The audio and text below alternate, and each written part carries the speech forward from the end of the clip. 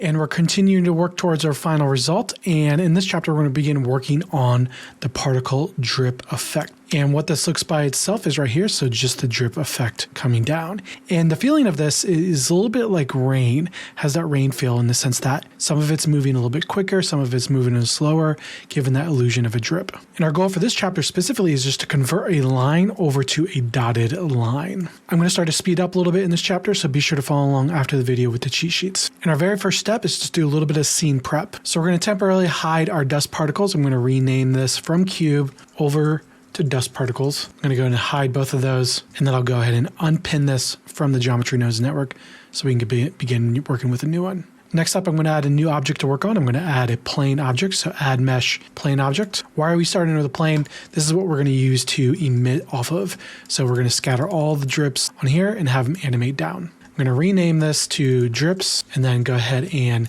set up a new network and rename that to drips as well. And then while we're here, we'll go ahead and pin this as well so that we can easily continue to work in here. Now at this point, we don't really see anything in our node network. That is simply because the view is actually looking at us. So if we just do view and then just do frame all, we'll be able to get that back, or you can hit the home key on your keyboard. And then step number 2, we're going to work on our curve line. Now for the time being, we don't actually need this group input. So I'm just going to disconnect that. So we're officially working with nothing. And just like the add menu up here, how we have access to our curves, we can also create curves within our geometry node network as well. So add menu, and then we'll have our curve primitives just like our mesh primitives. And we're going to go ahead and start with a curve line primitive shape.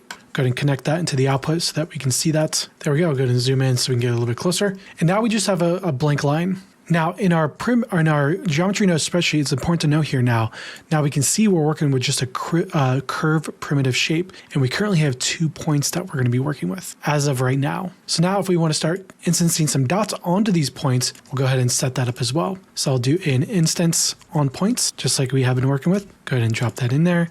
And then I'm going to drop down another ISO sphere, just like we've been working with. Connect all of those up. So we have our curve line going into our points, and then our ISO sphere going into the instance object. Now, currently they're way too big in the viewport, so I'll go ahead and scale these down as well. So under my radius, I'll go ahead and bring this down 0.01. So now we only have one right here and one right here. Now the question becomes, okay, well, why do we only see 2 of these here? What's going on here?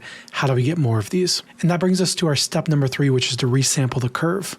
Now, if we go back to our add menu over here, and if we go over to curve, we have access to all the tools that's directly going to be affecting just curves. And one tool that we're going to be using a lot throughout the series is going to be this resample curve. I'm going to drop that in, connect it in, and immediately we start to see that we start to get something happening here. We start to get these individual points happening here. And we can control how many that we see here just by going up and down on the count for this resample curve. So as I move forward up and down, we start to get more or less. I'm going to leave off with a value of 50 here. Great, and now we have our dotted line, and we'll have the full node network cheat sheet in the cheat sheets below.